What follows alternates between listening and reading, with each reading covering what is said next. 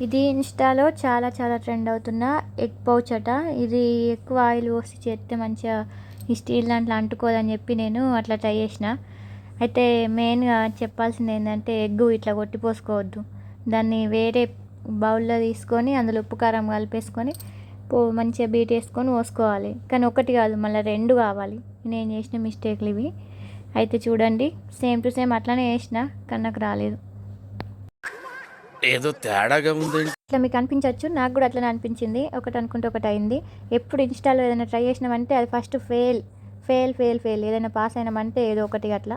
ఇది బాగా ట్రెండ్ అవుతుంది, ఖచ్చితంగా వేసుకొని మంచిగా పిల్లలకి ఇద్దాం అనుకున్నా. 2 సార్లు ట్రై చేసిన, 2 సార్లు వేస్ట్ అయిపోయింది.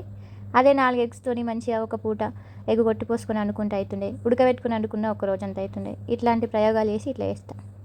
ఎట్లయినా కానీ మనమైతే తింటాం కానీ. Thank you for watching video. Please like and share, follow for more videos.